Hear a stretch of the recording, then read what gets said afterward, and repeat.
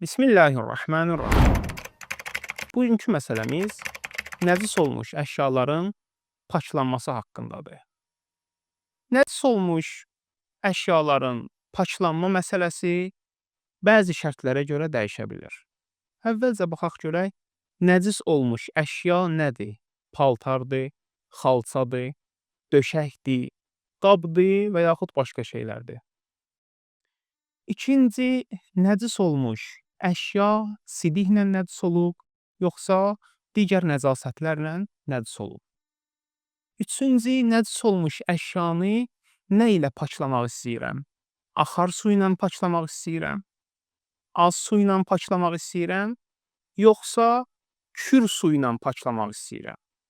Kür su nədir?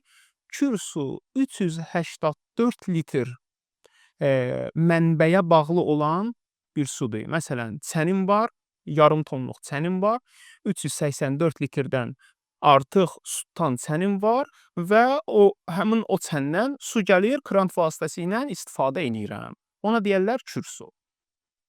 Bunların hər birinə görə məsələlərimiz dəyişə bilər. Bugünkü sualımız budur ki, nəcis olmuş paltarı necə paklayım? Paltarıma nəcasət düşüb. Və ikinci sual odur ki, o paltar bəzi hallarda siliklə nəcis olur, bəzi hallarda digər nəcasətlərlə nəcis olur. Bunların hökmü fərqlənirmi?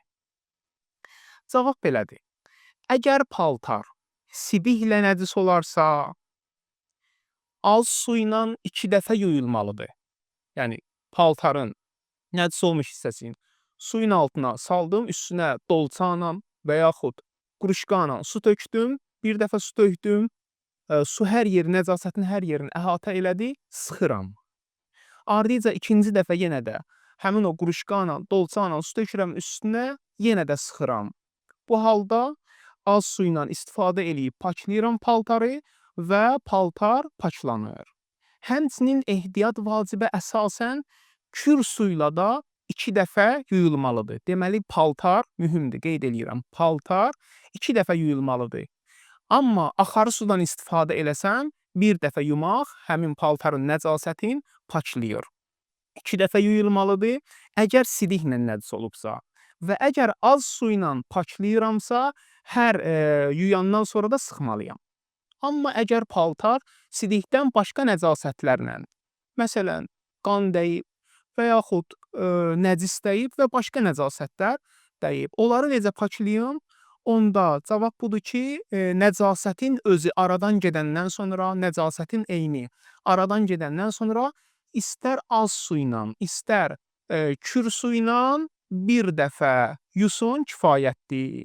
Yenə də qeyd eləyək ki, az su ilə paltarı yuyandan sonra sıxmaq şərtdir. Elhamdülillahi Rabbil aləmin və sallallahu alə Muhammedin və alihi tahirin.